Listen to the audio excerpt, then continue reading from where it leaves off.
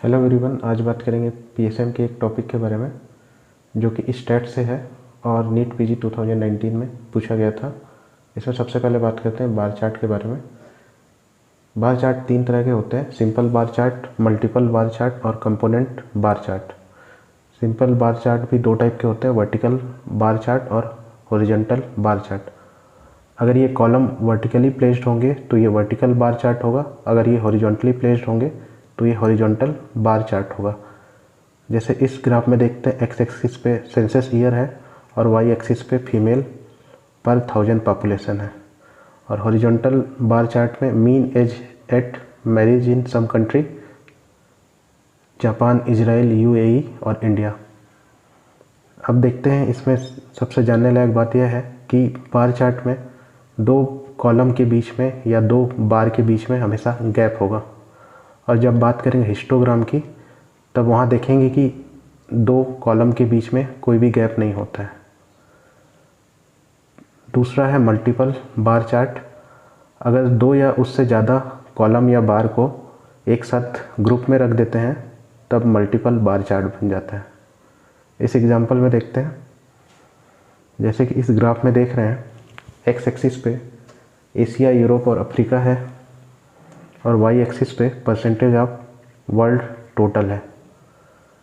जो red colour में बार बना है वो पॉपुलेशन को बता रहा है और जो ग्रीन कलर में है वो लैंड को बता रहा है। तो इस तरह देखते हैं कि इस बार चार्ट में दो कॉलम या बार को एक साथ रखा गया है।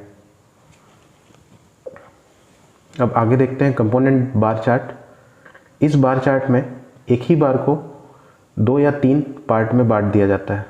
जैसे कि देख सकते हैं, एक कॉलम को दो या तीन पार्ट में बांट दिया गया है और यह ग्रोथ को बता रहा है इस ग्राफ में, जिसमें एक्स एक्सिस पे सेंसस डिकेट्स है और वाई एक्सिस पे पॉपुलेशन इन मिलियंस है। और ये जो बार के पार्ट हुए हैं ये ग्रोथ को बता रहा है।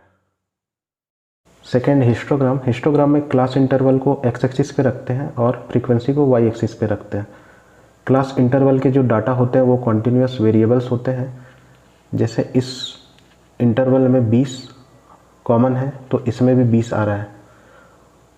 इसी तरह 30 भी दोनों इंटरवल में कॉमन है।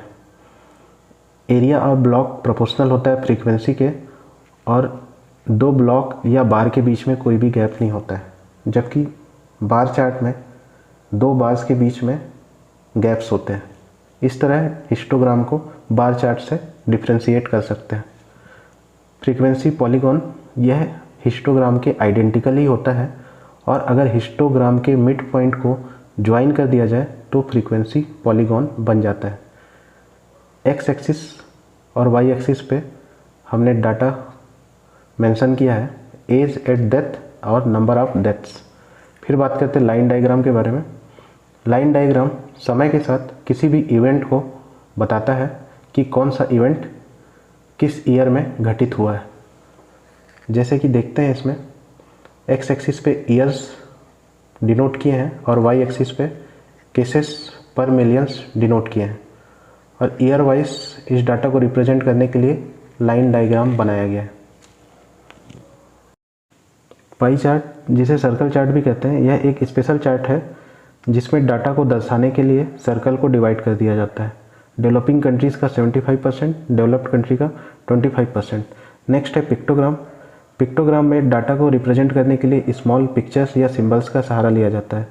जैसे कि इस पिक्चर में यूएसए, सिंगापुर, इंडिया और बांग्लादेश में पॉपुलेशन के हिसाब से एक डॉक्टर को दर्शाया गया है।